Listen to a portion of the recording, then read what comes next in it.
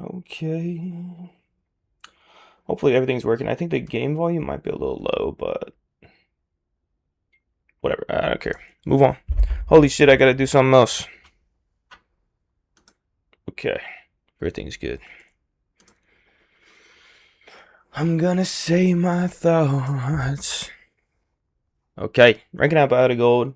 Exciting times, man. Basically, we have a guaranteed opportunity to guaranteed we have game sense stuff to work on, because if you have like a high enough game sense, it's going to be kind of obvious to you of like you're still going to lose games, but like you're going to see like, oh yeah, if I just keep doing this, then it's going to not perfect, but you know what I'm saying, right? We definitely probably have game sense stuff. We might have some pretty obvious mechanic stuff, and we might have also pretty obvious game knowledge stuff. That's kind of a big differential in games like this, is like all of this shit, all of the abilities, all of the ultimates, and also the way the objective works is also an important thing to like learn more and more about over time. Can really make a difference with wins or losses. So once you know that stuff, you can dramatically improve. Anyway, forget it. But I wanted to say, that I say the same shit, man. I do not deserve these losses. It's fine. Like, it's just like, it's a team game. It's not really like our fault specifically, but there's almost certainly a bunch of stuff we can learn to get better.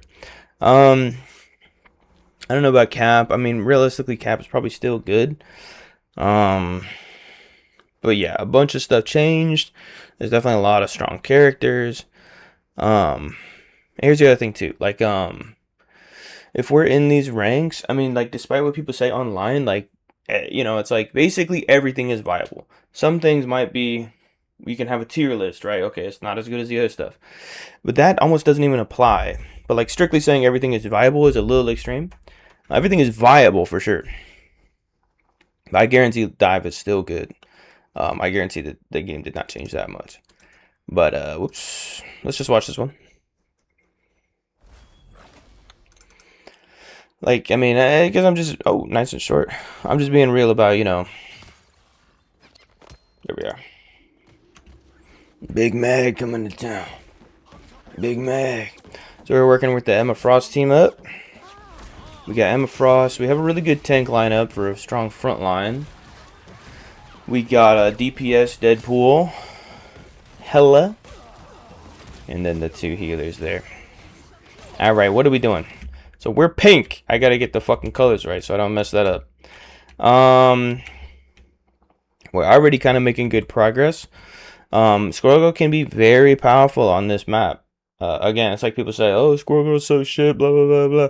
But like all we gotta do is pay attention to what actually happens in the game and not care about all this other crap. So honestly, Squirrel Girl can shut down like a lot of games. She's one of the many characters that, like, if they're set up well, you basically have to deal with that specific character, or like you'll lose the game. You know what I mean? Like that kind of stuff happens because it's just a ton of damage that can hit your backline and kill them really fast. For example, of like one effect that it can have. But it looks like she's already taken really good pressure, but she might be a problem later on or whatever. Okay, so somebody already died from the fucking Squirrel Girl, like what I'm talking about, right? It's like anything that's like a long corridor like this. Another example is like Moon Knight can be super effective on these maps. But he gets shut down by shields a lot, but he's still always really strong, right? But not everywhere. Like if we're playing, let's say this is the center point, like some of the domination maps. Now Moon Knight's not as good because people can spread out so much easier. But when they have to go down a narrow corridor, that's when these characters become really, really strong, right? All right. All right, so now we're doing this, but we're down 1 DPS. And we did put a lot of pressure on the Squirrel Girl, but we can expect her to come back. And so now we're looking at what we're looking at. We're getting started with the game here. So we see a thing, and we see another big motherfucker, Big Mag. All right, now we're getting things look like they look. Emma's trying to get in there. Again, yeah, we have to. It is what it is. All right, so she just, what do you call that? Sacrificed herself. Why the hell did she do that? Let's see what happens. So she's doing that. So now it's like you used her bubble on her. She already overextended. We're down one person who's not even back yet. And then she decides half health is good enough. I'm going back in. So yeah, she's not figuring out that she needs to go back here. But anyway, we can't do anything about this. But basically, this push is all messed up.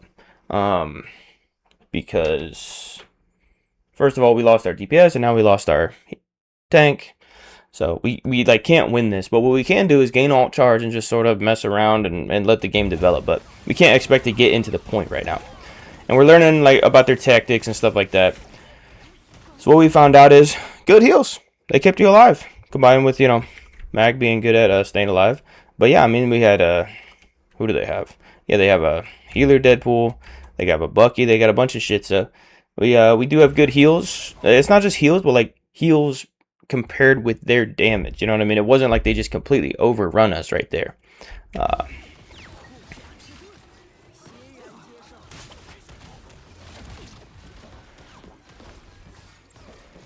Okay, what happened? Oh my god, yeah. There's something wrong with my damn. No. There's something wrong with my Oh wait, I have to fix this. Okay, we're back. Alright, half health, good. Good instincts.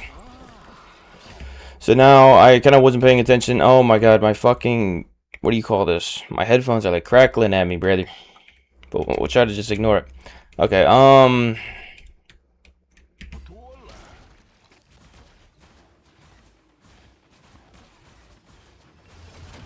so I think I wasn't really paying attention recently, but I guess we have everybody back now.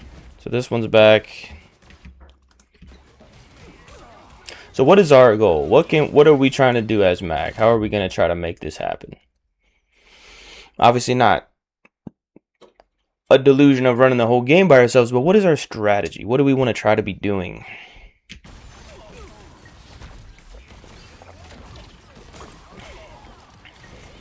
It's looking good on the Mag. So we did kind of break down the push there. I mean, Mag was really, really low. I think we could have definitely kept shooting at him. Most likely he was going to get back and be healed, but I mean, it looked like you looked to the side and bubbled her instead of shooting at him.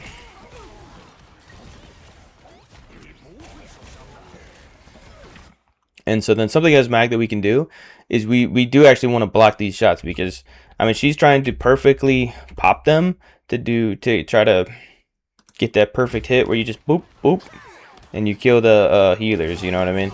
Boom, it just happened. So let's go ahead and review that, because yeah, that's something we should absolutely pick up on. Is what is going on with my fucking earphones, brother? I can forget it. Yeah, we're seeing this, right? So yeah, we don't want to dodge it, because when we dodge it, that means it's free reign, right? In another situation, we might want to dodge it, but not there. Because if we lose a healer, it's game over for this push, right? We have to start over.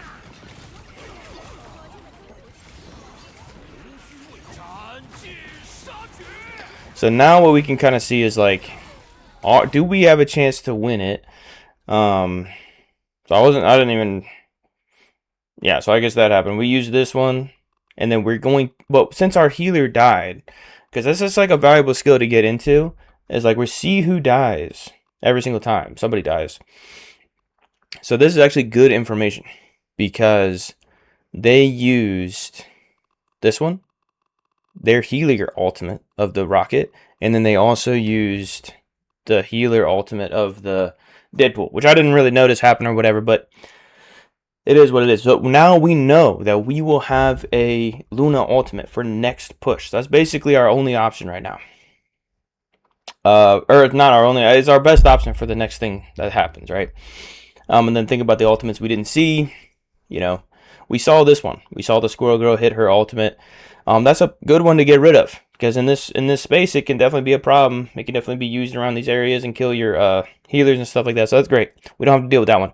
We will have to deal with a big stun ultimate, because we haven't seen him do his. So that's something to be aware of as well. And I think Magneto can dodge it. I'm not 100% on that. I know Doctor Strange can dodge his ultimate by jumping in the air and looking down with your shield. I think Mag might be able to do that too, but I'm not 100%, so I don't know. I'll just throw that out there. And then, of course, we haven't seen the Mag either. So that will be a direct threat to our Luna ultimate. And so then we can be like 100% ready. We're just going to bubble our Luna, right? Right before he throws his thing. Assuming that all goes down like that. And of course, we have our ultimate as well. And then we can see anybody who's on our screen, we can just see. So we're expecting her ultimate, super, super good ultimate. So we want to take advantage of that when we see that extremely good ultimate again. If they don't have certain things, then this is like a really powerful ultimate.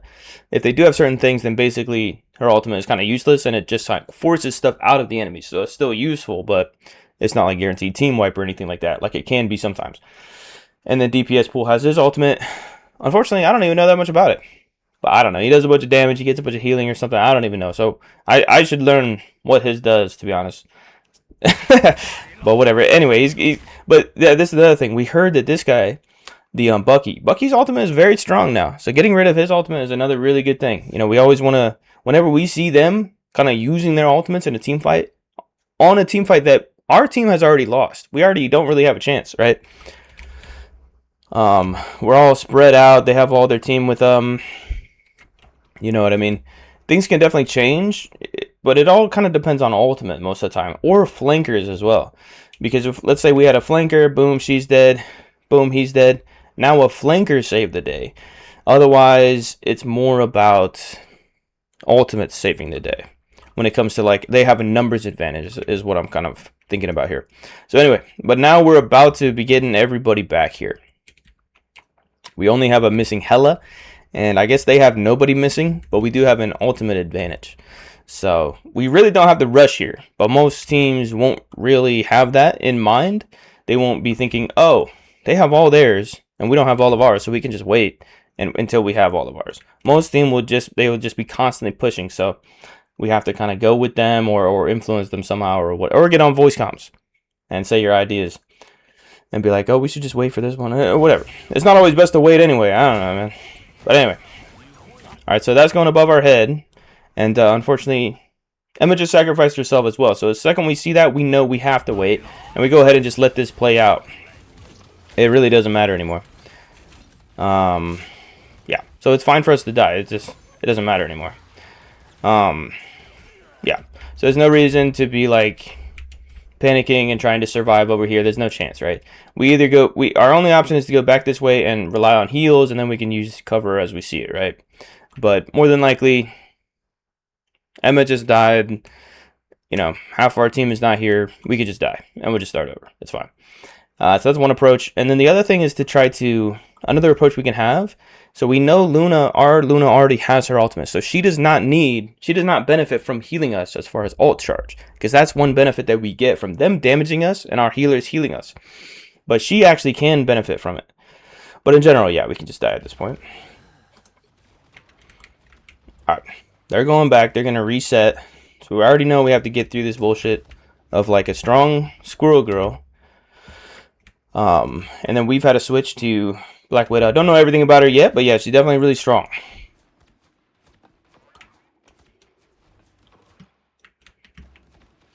So this is us right here, right? So I don't know, maybe we're thinking about switching or something like that. But in general, yeah, we only have 2 minutes on the clock. Those were actually those were perfectly reasonable. We had 2 pushes. They both failed, and now we're in prime condition. Now we have an ultimate, or healing ultimate ready to go. So we have a guaranteed healing ultimate where they don't, but they do have this guy. So now it's like 1 for 1 basically. But Luna probably is a little stronger, depends how you look at it. So we have that, and then we have ours as well, and then we'll almost have Emma soon. And then we got to deal with these 2 as well. So, yep. We're in a good situation to do a winning push now. To do a push that actually goes into the other team. But if you want to switch, that's fine.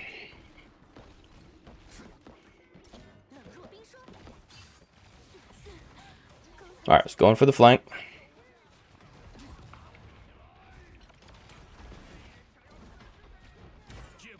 So we don't need to waste that there, because that's I mean, it's 10 seconds, so maybe we'll get it back. But we are about to flank right here.